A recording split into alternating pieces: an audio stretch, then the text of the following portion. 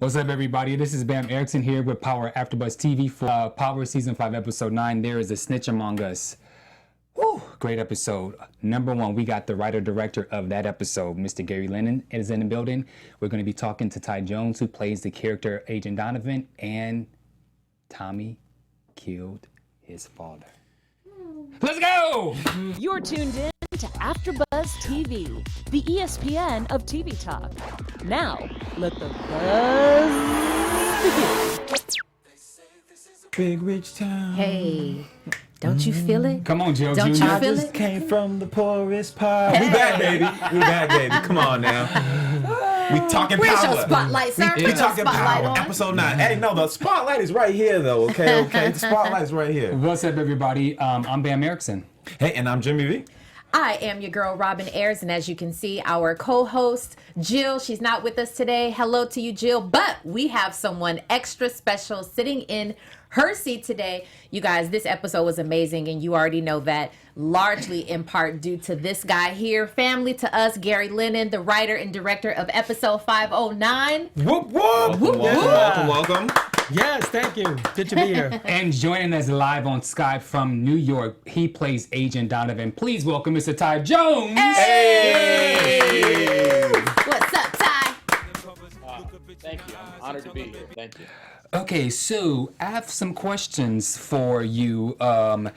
So we start off with the task force as they're watching the Channel 12 News Report on Kanan Stark by anchor Anika Pergamont. And so the police are they're trying to, they're talking about the investigation and things breaking down and so forth. And then there was something that I noticed that Donovan said after Monk said he murdered 4 cops in cold blood when confronted with his guilt. And then Donovan says, "Look like a goddamn confession to me." Mm-hmm. Have you guys noticed that ever since Donovan went off on Ghost at the trial last season, he has this hood side to him that sometimes kind of comes out. So I wonder, is the hood side really him? And the nice guy, is that kind of the facade? Because he seems like he's very irritated right now with what's going on with this task force. So I just kind of wonder, who is he? Is he the guy who we saw when he went stone cold off? Well, usually that's the part, when somebody pushes you to that level, that's usually who you are, right? Yeah. So I definitely think so. But yeah, that's a good question, Ben. Yeah. What you Also, think, too, Jimmy? he did help out Angela, and Yeah. he did give her the 2-piece, like, hey, watch it back. Yeah. They're actually coming. So I'm trying to find out, too. What do you have to say about that, Mr. Jones? So I think the way that things are unfolding in season 5 is that everyone sees what you appear to be, but really know what you are. And we're starting to really see with Angela who she is, what she's made of. And I also think things are starting to unfold obviously with other characters as well too. But strictly within the department in which I'm working in, there are things coming at me from all sides and all angles. And I think that in the back of Donovan's head is that, Sandoval came to my house.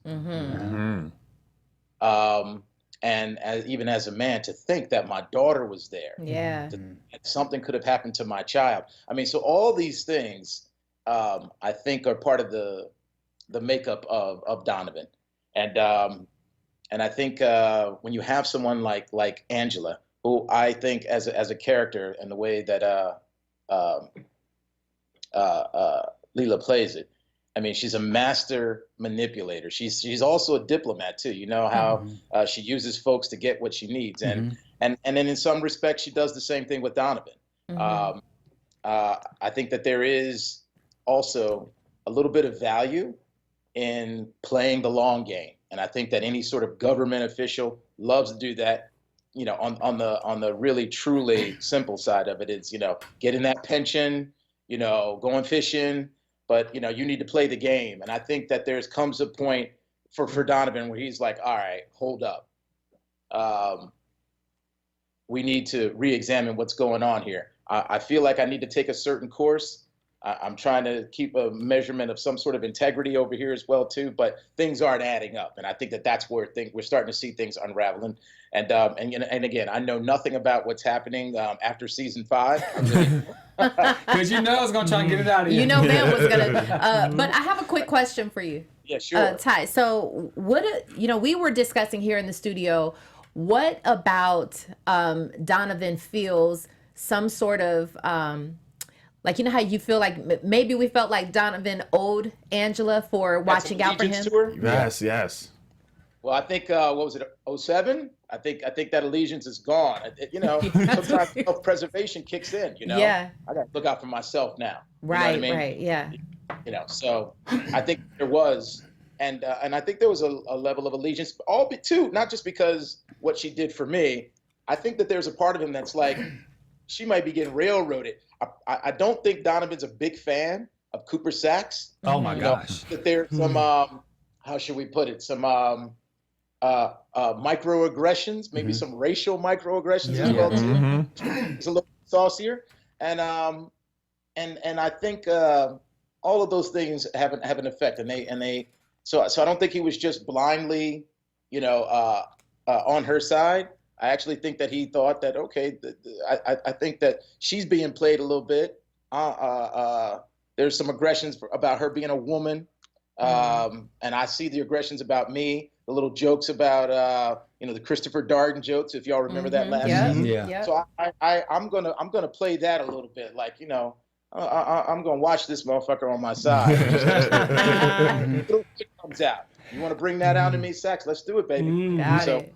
I think that's a little bit of that, but I think 07 basically, or maybe it was 08. I forgot which episode it was. I think it was 07 that he basically said, "Look, you know what? I don't know you a goddamn thing." Yeah. Now I think that's a natural human reaction about self-preservation at this point. I have a question, because what frustrates me is when all you guys in the task force are having meetings and conversations, particularly the one where Blanca was in there, when they were trying to tell her, Tasha, the story, she was not like they were trying to tell her the story checked out, and Blanca, because she's so set against what she believes. I felt that Blanca, Cooper Saxe, John Mock, they're all undermining and they're all being disrespectful to Tamika. What are the rank positions? Because I just think that if Tamika's in charge, Tamika is in charge, right? Tamika is in charge, yeah, because Blanca is NYPD, so she's not part of the feds. Yeah. So I feel it always seems like it's Tamika it seems like Donovan's in the middle, Tamika's on one side, but Cooper and Saxe, they're playing like these high school bullies that are trying to get everyone to play their way. But that's why I wanted to know, what are the rank positions? Because if Tamika is ranked the highest, why are they being so effing disrespectful to her? Well, I mean, the history is that Saxe is he's sort of a douche a little bit, the way he plays everybody. And so, she's in charge, but he's always trying to, step a little over the line, and he's seeing how far he can get. And I love what Jerry said about the idea of, like who you are and who you want to be are two completely different people. But when you're working with Ty, I was based on his name, Saxe. Shane. Thank you. When you're working with actors like that, you give them dialogues like that one line that you just had, and you let them roll with it, because Ty has created a backstory for Donovan that will influence his performance. And so if he does something, actors like him need very little direction, because they made a decision. If something's not right, you'll sort of tell them. But when you're working with people like Ty, who has so much experience, a great theater actor as well, as you trust that they know what they're doing. Speaking of theater, I happened to visit Ty in New York this summer for his play that he had down in Harlem at the Marcus Garvey Park. I know the play has ended, but can you just tell them a little bit about it? And then do you have any other plays that you have coming up with your theater company? Yeah, well, the play was Antigone by Sophocles. I played Creon. Thank you, Bam, for coming. It was great to see you. I hope you enjoyed it. I did, a lot. I am the artistic director of the Classical Theater of Harlem, and the way that we choose plays is general. We take a temperature of what's going on in the world. So Antigone is, Greek plays on the whole is usually usually has one group of folks who really truly believe something, and another group of folks who really truly believe something. They clash, and then somebody dies. That's kind of how Greek plays goes.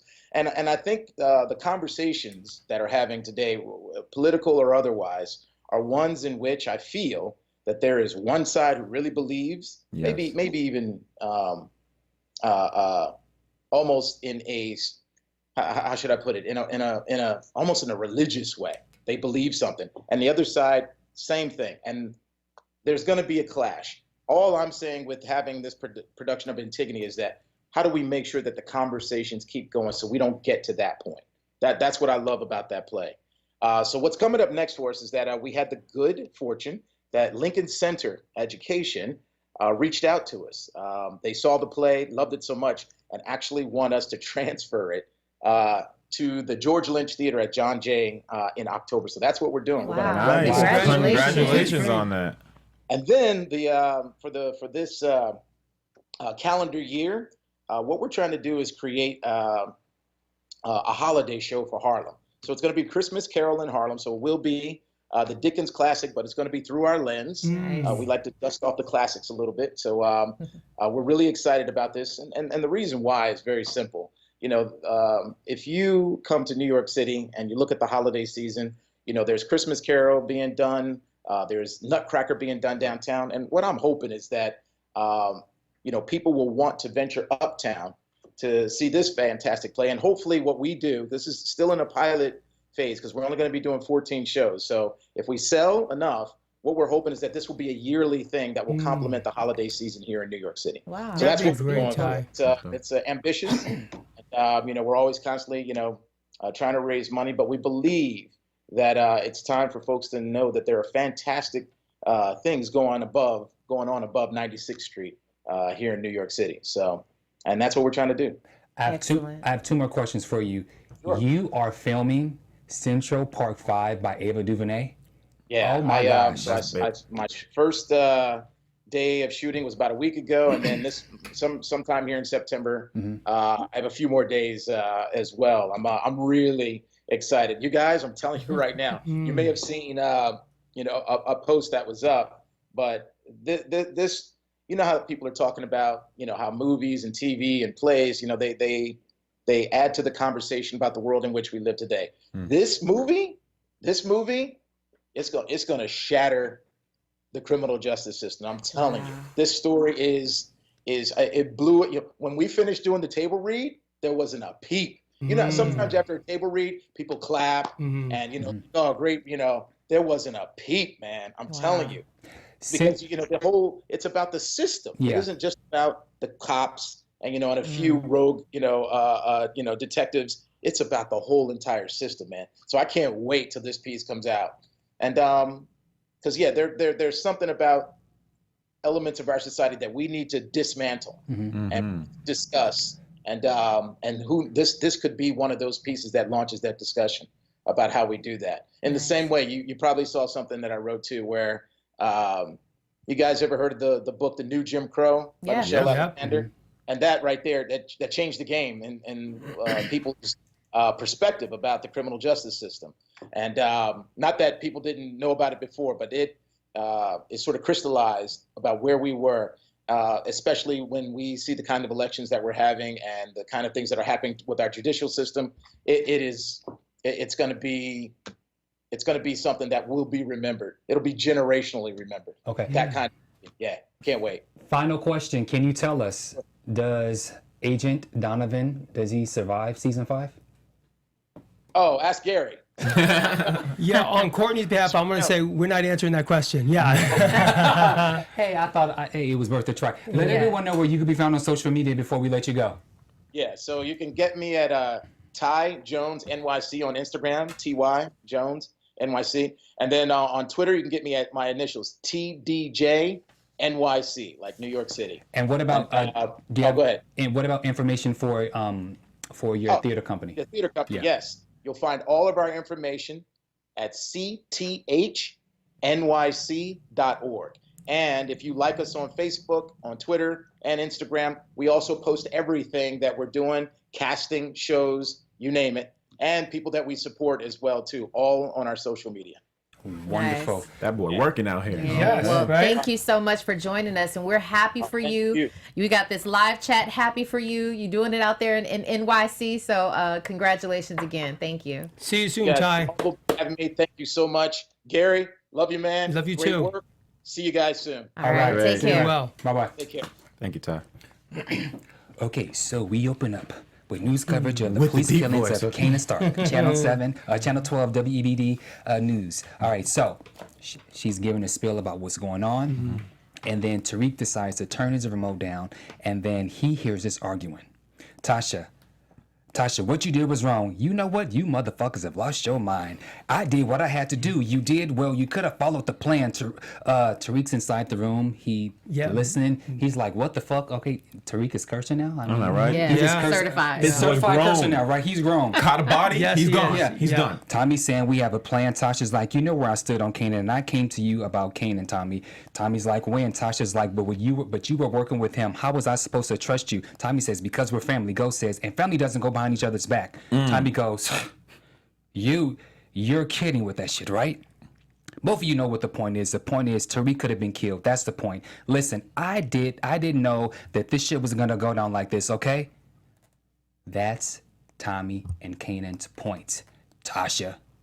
That's her point. That was the point. So you know you give me that look. No, I definitely agree with that. I mentioned that last week. I mean, I do believe her plan was well thought out, but I do believe that she absolutely put Tariq's life in danger, and the fact that she knows who Kanan is. Like, she knows he's a G. She knows he's from these streets. You know what I'm saying? So And what also bothers me is, as I said before, I believe that Kanan trained both Tommy and Ghost to be the assassin killers that they are.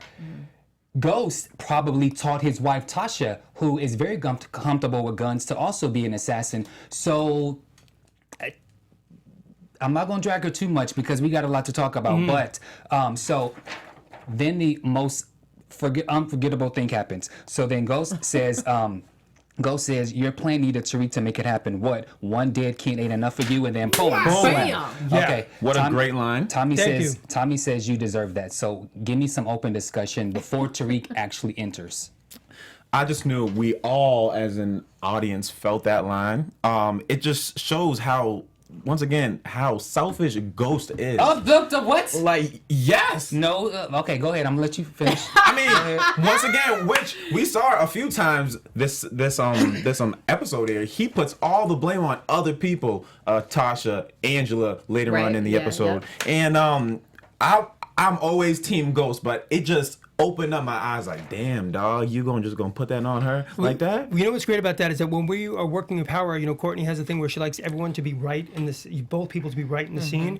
And if you get that scene, they're all right in the scene. Is that from Tasha's POV, she did exactly what she thought was the right thing to do in order to protect her son and keep him out of jail. So she had no idea what was going to happen. That, you know, Kanan, I mean, you do know that Kanan's crazy and that we knew he was going to try to protect himself, but she didn't know it was going to go to that extent. Her priority was to take care of her son. So from her POV, she's right.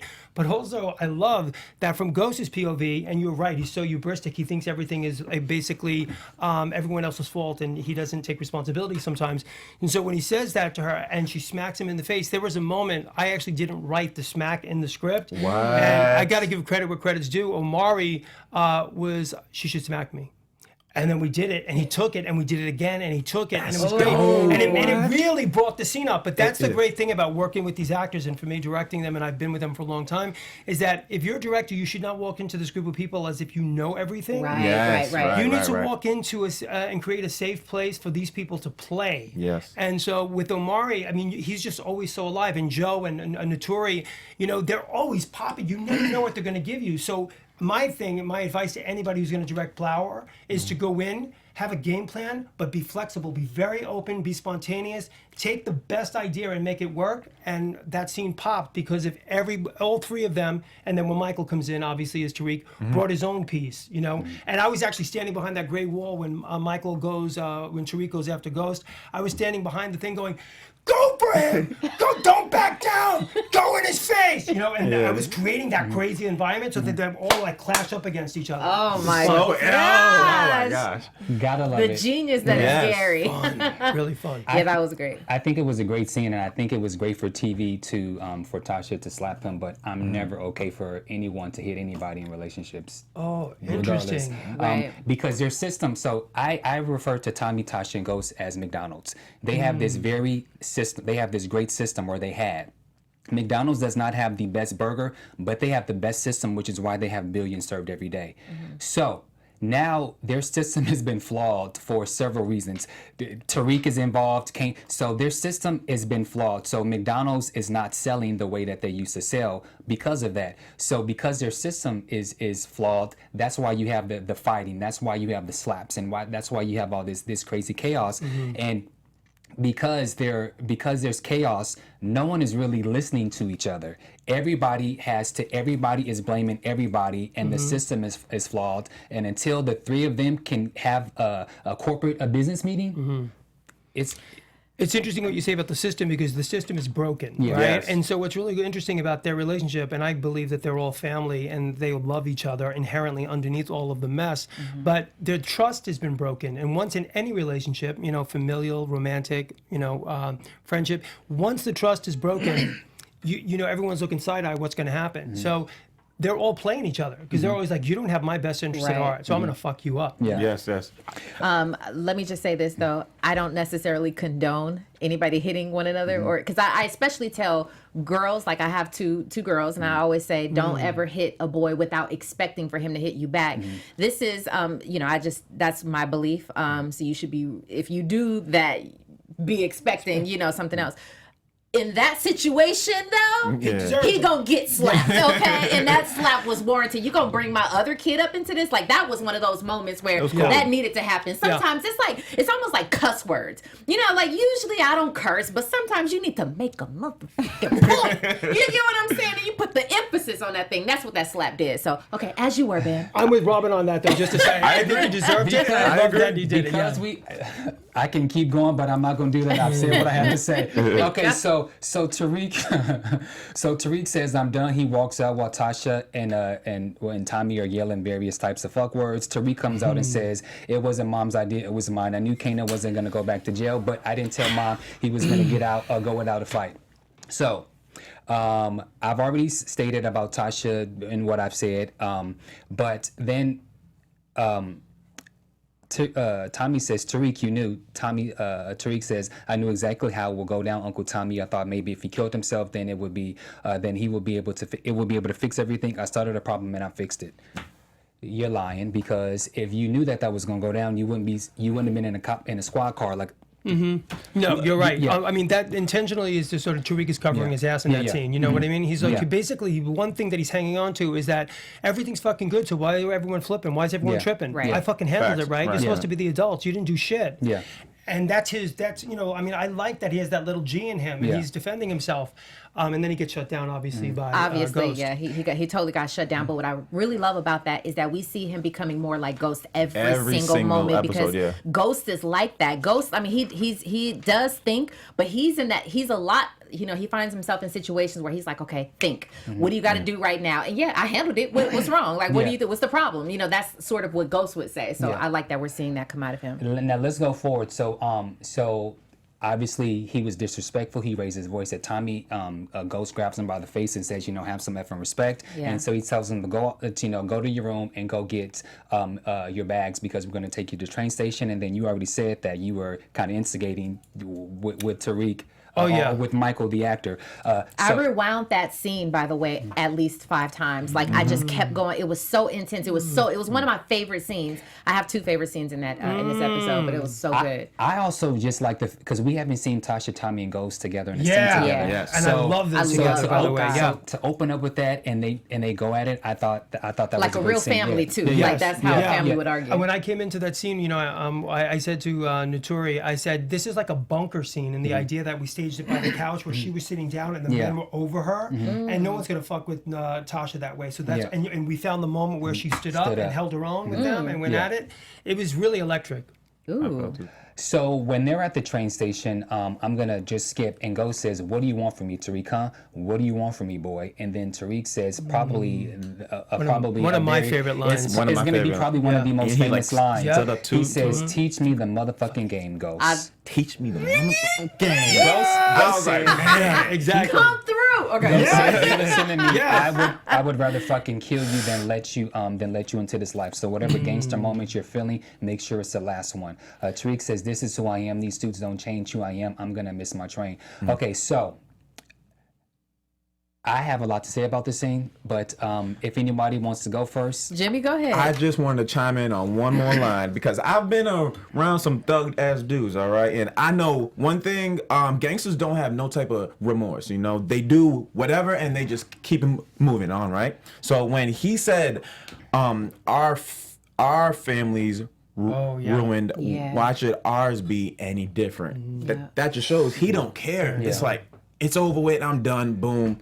And He's like, losing empathy. I mean, what's Yeah. really interesting is when we were shooting the scene, you can imagine, we shot that scene, I don't know if you know New York well, but we were shooting in front of Grand Central. which right? I was wondering too. I saw some of the extras background. I Oh saw my gosh, I saw that was some of them crazy. trying to avoid looking at the camera. It was hard, Yeah. you know, lock all that down. But the thing Yeah. is that we had power fans all around us. We were in the middle. We had to get a homeless person out of the thing. It was like, you know, really, and we had to get it in, and we had to do it fast. And when we were doing the scene, Omari so brought his game, and you know, and they were really into it. And Michael delivered the line, and the script, I didn't use the word motherfucker for Michael's line. And watching the scene, I knew that I needed something else, like, you know, and so I went over to Michael, I whispered to him, I said, this time go right at him and use the word motherfucker in it, and he did it, and bam, and that's the take that we used in the episode. And they were both so great in it. I don't know if you know, just to give Omari props in that scene, is after Tariq says to him, like, I have no remorse. That's just the line you were talking about. And these suits don't fucking make you, blah, blah. That was a dope line too. Omari, did you see Omari's face? He was so hurt and full of emotion because part of him wants to kill his fucking son because he's not listening to him. And the other part is heartbroken that his son has turned out like this. It was a great scene for me. I loved it. Now, I do have to say that I don't know a black father, including myself, who would not have slapped the shit out of Tariq. There comes a point in a time where regardless if the father is wrong, there's a thing about respect, and Tariq has completely overstepped the boundaries 10 times in regards to disrespect. He's cursing, he's calling him ghosts. Talking back. He's not, you know, and he's stepping to him more than anything. He's putting his Right. chest out and stepping to him. And, what's up? and there comes a point. Obviously, this is TV. But that was the only part. Although I enjoyed it, that was the only part that didn't feel authentic to me because, like as I said before, I don't know a black parent, including myself, who would not have at least knocked the shit out of Tariq by now. I will tell you though, just to defend the other side of it, is that I feel like, and I agree with you. I mean, I think most kids, certainly where I come from as well, they would be beat down if they step up to anybody like that. But the other thing that I feel like, and I get it, it's in Omari's reaction and Ghost's reaction to him, is I feel like if Ghost puts hands on him, he'll never take them off. And so that's the last restraint. You know how vicious, how violent he is in his life as Ghost. And so as Jamie St. Patrick, plus he was right in the middle of Grand Central. He has all this fucking shit Everybody on him. there. If he ever made a move on the boy at that moment, all shit would have blew up. So and thank you for saying that, but even as a viewer, right, I'm looking at the fact that you can feel he wants to come at Tariq. Everything in him, he was like, I would rather fucking kill you. So that shows you him. Person today. Because that's what's bringing out of me, babe. It's coming out, you know, the passion. But anyway, plus the fact that he's in public, he's in front of Grand Central.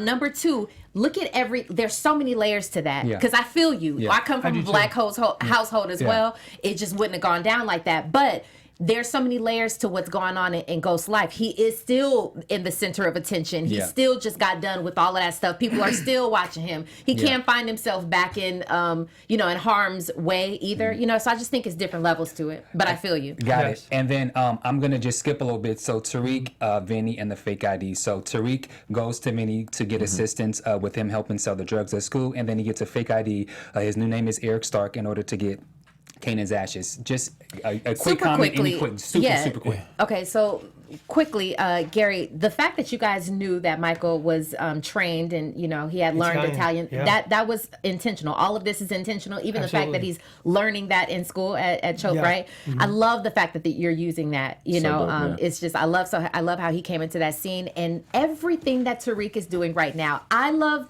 even though I don't like what's happening with Tariq, right? I love that we can see this growth, and this kid is taking the show. He is like, listen, I am Ghost, I'm mini Ghost, and I'm a part of him as well as Tasha, and I'm going to put all of that into one and move forward and get my business going. What I love about Tariq's character this season and where we're going with him as we move forward is just sort of the idea is that we meet Ghost when he's already matured, right? So the miseducation of Tariq Stark. Well, St. Patrick. Yeah, exactly. But the cool thing is that we didn't see Ghost become Ghost, but we have a great opportunity to dramatize how he became Ghost through his son. And that's where we're taking those steps. Yeah. That's good. Okay, so moving forward with Ghost and Angela, Ghost says, how could you, Angela, when he came into her apartment to see her later in conversation, later in conversation says, this is all on you. Angela says, I tried to talk to you about Andre Coleman. I tried to make you see that it was a bad option. You shut me down. You were determined to do things your way. Ghost says, my way, drug dealers and murderers get hurt. Your way, innocent people die. Great line. Do we agree that's a good point that Ghost made, or do you not? I think it was a good point. Okay, so move people forward. die. Yeah. Move forward. Angela says, your way wouldn't have worked, Jamie. When you get an idea stuck in your head, there's no talking you out of it. Andre Coleman was the wrong person to frame, and Tasha told me you had a separate agenda for him. Ghost then retaliates. Angela says, how many times have you kept me in the dark promising me that you got it all under control? You deceived me time and time again because it was convenient for you. Ghost says, how do I trust you again?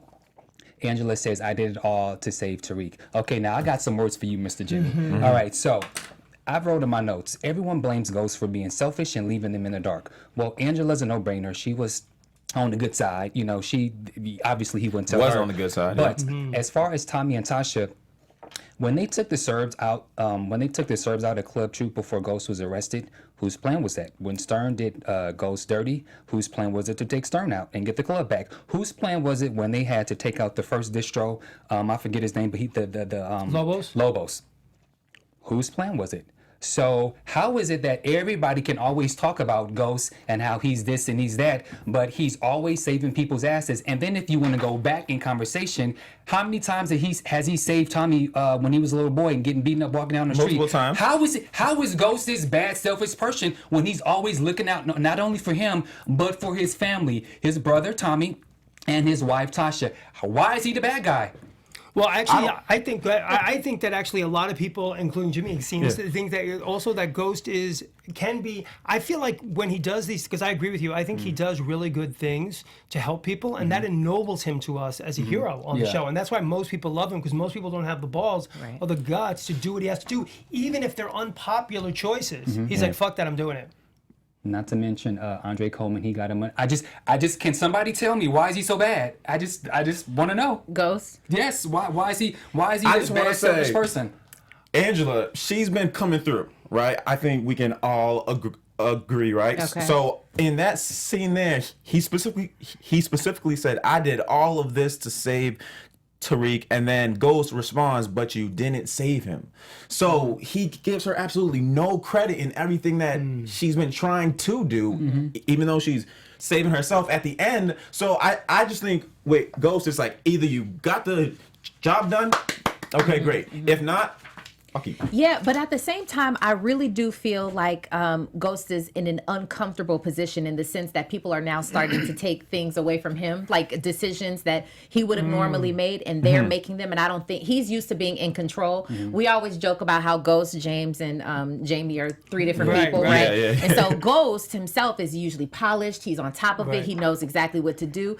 And these are calls, like he knew that he was going to set up Dre. He knew that, he had a plan. And when that got taken away from him, and then it got shot down, you know what I mean? Ultimately worked out, but put Tariq's life in danger. I think that makes him feel uncomfortable as well. So okay, so moving forward, Proctor, Mock, Sax, and Ghost. So Mock says, so Mock and Cooper Saxe basically tells Proctor that he has to wear wire. At this point, I just put him on those. Proctor's he's an idiot, but we'll move forward. Proctor then tells Ghost that he's wearing the wire during the conversation. So just give me any opinions Okay, that so you here's have. the deal. Yeah. What I loved about that scene, first of all, that was my second favorite scene. Right. Loved that scene. I loved how Ghost gave him some sense of like comfort, because I think that Proctor had been feeling like, you know, really like in his feelings and emotional. And obviously I understand why so many different things are coming at him and all of that. But when he said, you're like family, he gave changed. him that comfort. He gave him that, literally okay. everything on his, he was just like, 'Cause you're the- right. You're right. We are family. So he went down, and I don't know, and maybe this is something you can give us some insight to, if he would have taken that step beforehand. It was like at that moment he decided, like, listen, I'm gonna look out for you and just let you know. Robin's good. She's like a dramaturge Yeah. because it's really good. You get exactly how we broke down that scene, because in fact, when we walk into that scene is He's Proctor. shaking. He's nervous. He's shaking. Yeah, He he's has a scared. leg, you His know, right like leg that, was right? shaking, yeah. And it's a really cool the way the scene pivots, and you picked up on it exactly the way it's supposed to, which is that he goes into it with the intention, because he's being pressed, they're going to take away his kid. He's fucking has all this shit coming at him. I've got to protect. He's the same way as Ghost. I got to protect my family. So he's going to do that thing to make it happen. And then in the middle of it, when he's looking eyeball to eyeball with Ghost, he says, you know, we're family.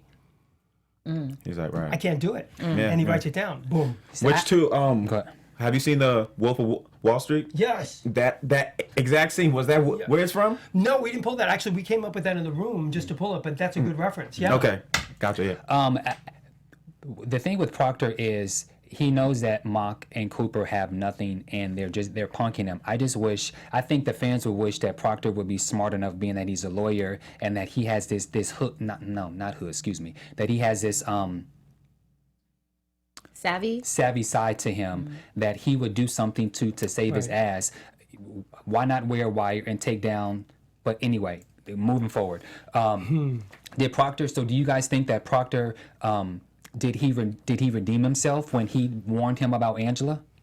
When he warned When Ghost, because what he said was he says,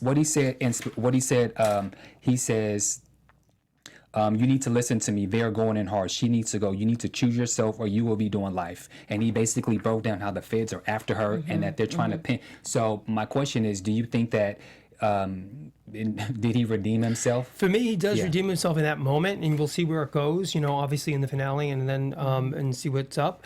But in that scene, he does redeem himself, because what he did was he chose his best family, the guy in front of him, Yeah. over somebody who he feels personally is disposable, which is Angela, because she's going to blow up all of their shit, because he's going to have all a problem as well as Ghost. So in that moment, I felt like he was picking his boy over Angela, and that redeems him in my eyes, because I feel like he was being loyal to him in that moment. Yeah, I agree. I agree too. Speaking of agreement and all of this stuff that we're doing, listen, AfterBuzzers, our network produces our after shows for nearly all of your favorite TV shows, from dramas, reality, sci-fi, all of these things, and you guys know this, but we definitely need your help. We need you to subscribe to our channel. Just come on, you guys, go ahead and do that. And by subscribing here, you don't worry necessarily about those notifications, because I get it. I understand how they can be annoying sometimes, but you don't have to worry about that, because they're definitely optional. But you guys continue to help us to be the ESPN of TV talk. We definitely appreciate you, and good looking out. Okay, so Bam. okay, There you so go. okay, so now we Subscribe. Okay, so now we have Dre, Crystal Ball, Alicia, and so forth. So so Alicia decides to remove Dre and put Crystal Ball number one. In the meantime, Angela then goes to Andre and gets him to make a deal to help get Alicia off the streets, saying that it helps the both of us. And then she obviously threw in the fact that, you know, he's gonna go to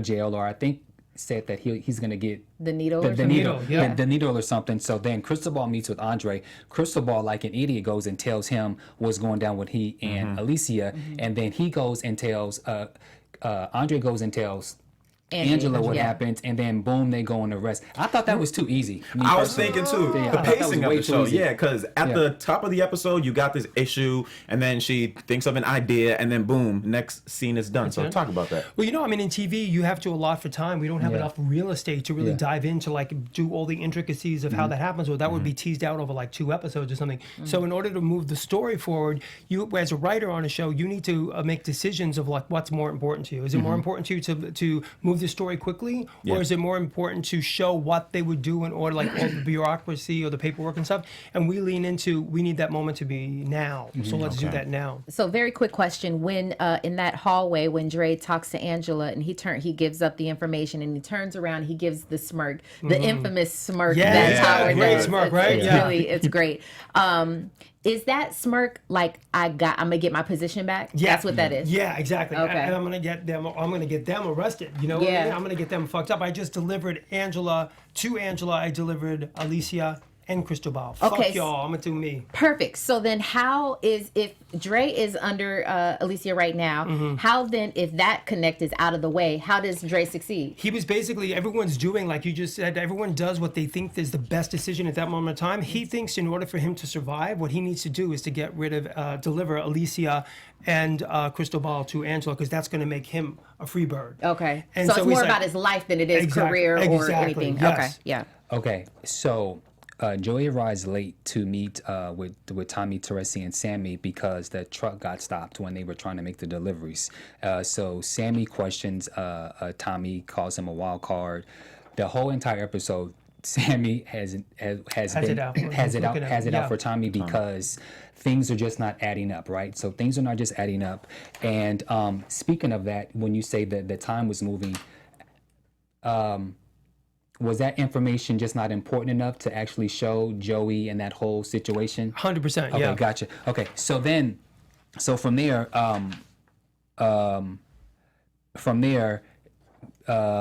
Sammy tells Teresi that they have some concerns about Tommy. And what are your thoughts on Teresi taking out his best friend for his son Tommy, who he's barely knew? Personally, for me, I loved that we went in that direction because I felt like it's again prioritizing your relationship, and in that moment, he's had a whole life not knowing his kid, and so he's made a choice over Tommy. He's willing to sacrifice his buddy Sammy for his new relationship with his son Tommy, and I think that's realistic. You know what I mean? I mean, he didn't want to do it; he was forced into the situation. Which too, Tommy walked in right when Sammy was about to spill the beans. So was that why he was like, okay, done? Yeah. Okay, but Okay. so, and correct me because you're right here, Gary. So that scene felt more like Teresi was just saving himself. Yes. Oh, I'm really glad you guys felt that way though, because I love when a scene isn't just one thing and it's polarizing and you can feel one thing or the other. A lot of people, I think, do feel that he was saving himself in that scene, but I also think what he was protecting was his relationship with Tommy because Sammy was just about to say, "Your father is a fucking." Yeah. Yeah. Yes. Yeah. Okay. Yeah. And then also there was the conscience of Connie. Connie was telling him he needs to do the right thing, and that when I die, you're Tommy's it. So although he was telling Sammy, yes, I'm gonna spill the beans about the Mike Sandoval, and he's gonna put the blame all on Ghost, I do believe that he was really doing that, and that he was playing Sammy because at we're talking about the scene at the when they were eating. I definitely agree with that. But I think probably for the past couple episodes, I think in his mind he had the intentions of wanting to not rat his son out, which is why he was taking so long to give information. Yeah, I agree with You're that. right, actually. I mean, I think, again, and that actor, Bill Sadler, is a great guy. And what was really great for him is that when he came out of prison, he was 100% going to rat out Tommy Egan. He was going to hand him over, no fucking problem. Oh, wow. Yes, and so, but it was his building his relationship with his son Tommy that he started, and with Connie in his ear, that he started to create doubt. And this new relationship changed for him, and he was willing to sacrifice his best friend for the possibility of not timing out his son and being with his kid. Well, let's move because we only have 4 minutes. So, what are your thoughts on Teresi's final moments with his wife? Now, I just want to ask you because that actress Mercedes Rules, she's an Oscar winner. She Oscar won, winner, Tony winner. Yeah, she won Fisher King. Yeah, Fisher King. Is that the first Oscar winner that you ever directed? For me, yes. Yeah. And she was great. I mean, it was an incredible. She was, she took direction. She wanted direction. She had opinions. I really enjoyed working with her, and Bill Sadler loved her. Yeah.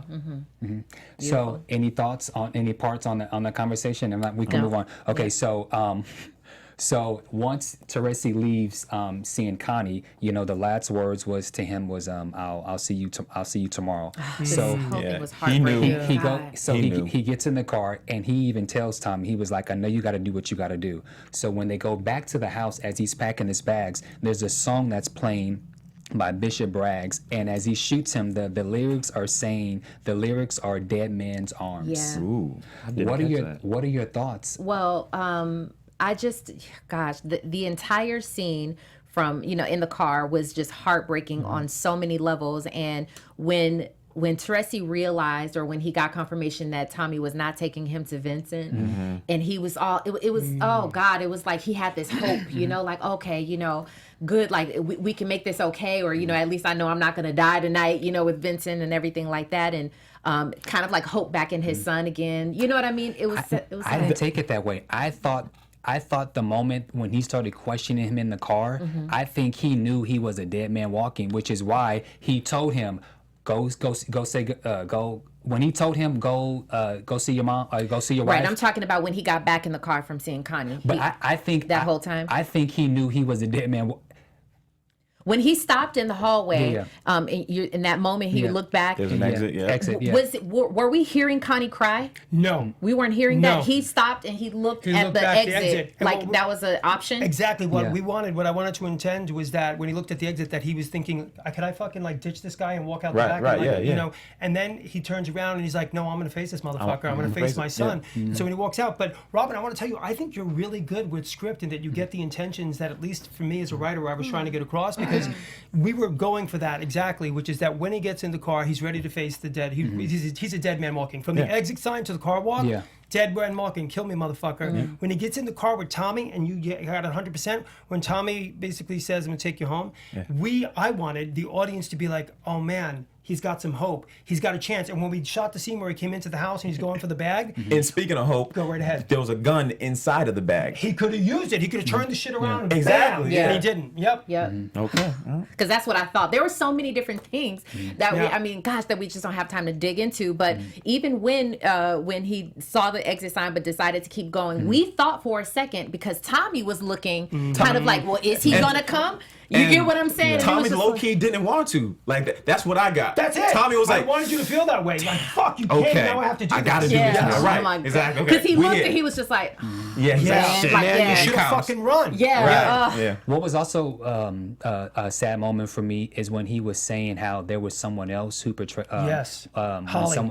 Someone portrayed him. He said, this necklace. Yeah. on my Did I ring, ever tell you where I got this from? Yeah. Yeah. And so after this happens, then he goes to his mom's house where he gets a call from Keisha. He ignores it. He goes up to his mom's room, who has a bat because she hears My a mom noise. always had a bat by her bed. Yeah. Yeah. And because she know that Tommy is not talking to her, she didn't know who it was.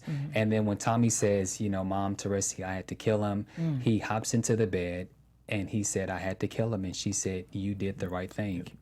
That's my favorite scene of the whole episode. Oh gosh. And then Tommy, the real tears. It was what I loved about that scene was we saw two sides of Tommy. We saw Yes. that emotional, but he's not normally emotional. He's Tommy. You He's get what I'm Tommy. saying? So he The kind of man, flipped. the He heart. flipped Yeah. real quick. It was like that was there. He was really feeling that, but he was Tommy at the end of the day. So he just kind of got Yeah. himself together. What I also love, going back to that scene where Tommy did shoot him, how Teresi went out. Teresi went out like a G. Yeah, he he put just his said- chest up He like accepted this. it, yeah. He Right, was right. like Like, exactly what you said. Yeah. Like, listen, let's do it. Let's like, do it. Yes, exactly. Yeah. That last scene we shot a couple times. We did it with no dialogue at all between Tommy and Kate, his mom, and I love that. And that scene's really personal to me because it reminds me of my brother and my mom when I was a kid. I lost my parents when I was like 12. But it was just one of my favorite scenes because it literally turned out exactly the way they had envisioned it when I wrote it. Yeah. So, and Joe was so fucking good because you just said as well, he came in the room like a stone cold killer. And then he sort of collapsed, and then she basically gave him permission to kill the father. So since you wrote and directed this episode, I like what you just said, and you kind of talked about it a little bit. Were you able to, was the final product, the outcome, what you sort of envisioned in your mind? I'm really happy to say, yeah. Courtney has just been so great to me, and she really lets me do my thing. And she trusts me, again, really. And so, and then the actors, I love them, and I feel that I trust them and they trust me. And yes, when I wrote it, and we shot it, I got to do exactly what I wanted to do. So if you hated it, that's because of me. And if you liked it, it's because of us. Wow. We are wrapping, but there's just a couple questions that I promise we have to get out, and then we'll wrap. The final moment is when Angela goes to the office and she's surrounded by everybody in the task force, including Blanca Rodriguez, and they tell her, we are charging you with conspiracy. You're a part of this criminal organization, and you're going to pay for your crimes. Angela says, you don't have any proof against me. Mock says, when I told Tony Teresi was our CI, it was a test. Donovan says, we found the body, Angela. Angela says, well, how well did you protect your CI? Mock says, that's not the question. Sachs says, yeah, the question is, who did you tell? Tamika says, no more games, Angela. Now you're going to give us everything on St. Patrick and everybody you are both affiliated with, or you are going down right along with them. Sachs had a great line. He said, if you're confused about anything, look, right? Yes. And I was like, what? Sachs and his subtlety, his humor is just genius. He is just really, really great. Yeah, that was a great scene, and that's definitely a great setup for, obviously all of, not all, but a lot of next, the finale, you know what I mean? So that's going to be great. We could talk about that. But also, I guess maybe we haven't had time for predictions, but we didn't talk about how Tariq is signed himself up as Tariq Stark. And I believe that is going to become a very large story. Stark. Eric Stark, sorry. Not Eric Stark. Stark. Stark. We always love to end episode with a question like, how the hell is this Once person, again, Angela, going to get out of this How's she situation? gonna And get then out? we'll answer that in the next episode in the finale in 510. But that particular scene was so great to shoot. And I want to shout out just to my DP, Mauricio Rubenstein, and my cameraman, because when we were designing this, my concept meeting for the production team, I just said, for me, it's Angela and Tommy, however we can dramatize visually with clothes, with production design, that their worlds are shrinking until the very end of the episode. Let's do that. And so my cameraman and my DP, Mauricio, suggested that beautiful overhead shot that comes down over the table, and literally the tables are turning on Angela. Oh, wow. And that was Mauricio, and I'm so grateful to have them in my life for this episode. It was awesome. Robin and Jimmy, a quick question if you see anything from the live chat. Okay, so there was a couple topics that we couldn't discuss, Keisha and Tommy, and we couldn't discuss Councilman Tate, but Keisha got Donkey of the Day. okay, on Charlamagne the God? Yes. Okay, do you have anything else, Robin? No, there are more statements in here. People are, kind of going right along with the episode. But I know, Kwame, you wanted to know. I think it was the question was answered how you came up with that beginning scene of Tasha, Tommy, and Ghost. But you kind of talked about that a little bit. And I personally want to congratulate you for being for not only writing and directing this episode, but you've also have been bumped to co-showrunner. Yep. And so congratulations to you. When did you get word? What happened? Did you get a call? What happened? No, Courtney and I are friends, not just colleagues. And so, Courtney and I, discussed it, and she said we should do this. And so I was grateful. And we've been working so close together that we're so in sync that it just feels like a natural evolution. Mm-hmm. Yeah. Wow. Okay, so what's coming for you, Gary? I'm, again, a really lucky guy. I am doing Power, obviously, this next season, season 6. I'll be directing episode 609. I'll be writing episode 609. And I am also developing another show with Stars, which I'm excited about. I have a feature that we're putting together right now that I'm really stoked on. And I just wrote a script that, after directing this episode, makes me think I'm not even going to go out with it. I'm going to just hold on to it until I'm free to direct it myself, a movie, which I'm really stoked about. Yeah. Dope, man. That's It's sort of my awesome. coming of age, yeah. There you go, Gary. I'm just so happy for you. We're all happy for you, dope, Gary. man. So great to be here. And we want to thank you, the Power family. Thanks you. You guys are so supportive. Thank you. We love all coming here. Everybody that you have come here always has a good time. Oh, good, And good. there's nothing but love. So Thank you Okay, so so much. I have to drag something out of you. So next week for the finale, it's a supersized episode. So it's about 75 to 80 minutes. And so can you give us something? Hell no. Okay, so as we wrap, does anyone have any predictions? Just that Eric Stark is going to be major up in these streets. Yes. Yes. Well, what I will say is, in the previews, Angela has been given 24 hours. And they're giving her 24 hours for two reasons, because they can't really pin her. So it's kind of somewhat of a threat. But someone who is as smart as Angela, 24 hours is more than enough time for her to get her shit together and for her to figure this out. So with that being said, I think this is going to be a great finale.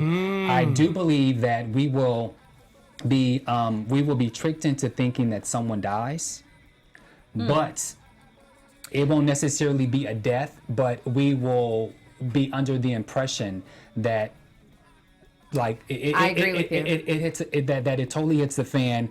But because the writing is so great, people are thinking it's either Tommy, Tasha. Tasha is far fetched to me. That's what I'm talking. I'm talking about what the fans think. Yeah, the Yeah, fans they think. think But they think it's Tommy, Tasha, Angela, or Dre. That's gonna go. It's got to be Dre, man.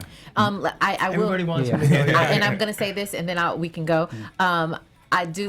Foreshadowing is huge on Power. Huge, I believe that that it could be Tommy. And then Teresi said he had a line in this episode that said, "My son, you always survive," or something like that. He did say that in this. So that's just me. That's just me. Okay. I gotta tell you, I love that you all really listen to the scripts. It's awesome. You know it. Yeah. Yeah. So Gary, let us know where we can find you on social media. You know, I'm like, I don't know. I don't know my We'll put Instagram it thing. up. Put it up. So Yeah. on Twitter, you're Gary P. Lennon. On IG, you're Gary Lennon. Thank you. Yeah. Bam is the man. You guys can find me, as always, on all of my social media platform at Robin Ayers. Twitter, Instagram at the Jimmy V. And you can find me on all social media at Bam Ericsen. We want to thank our two special guests. We want to thank Mr. Ty Jones, who plays Agent Donovan via Skype while he was in New York. Thank you. Shout out to you. Congratulations on everything, Ty. And in studio, we had the writer, the director, executive producer, and co-showrunner, Mr. Gary Lennon. This Did a great man. job. Congratulations. You deserve everything that you. you are getting, and much success on this phenomenal show. And we everything want else. you to Thank you. come back. And next Yes, time, please, can you please. please give us a shirt, a hat, merch. something? This swagged out. Everybody go to stars.com because they got swag there. Get some. They got swag there. Yeah. Hopefully, we'll all be in swag. Thank you guys for Thank watching. you guys. Thank you. Next Thank week you. is a supersized episode. We'll have more time, so we want to thank you guys Yep. for tuning in. And you just never know who may stop by here at AfterBuzz TV. Never know. Give us a thumbs up, guys. See ya. From executive producers Maria Menounos, Kevin Undergaro, Phil Svitek, and the entire AfterBuzz TV staff, we would like to thank you for listening to the AfterBuzz TV network. To watch or listen to other after shows and post comments or questions, be sure to visit AfterBuzzTV.com. I'm Sir Richard Wentworth, and this has been a presentation of AfterBuzz TV. Buzz you later. The views expressed herein are those of the hosts only and do not necessarily reflect the views of AfterBuzz TV or its owners or principals.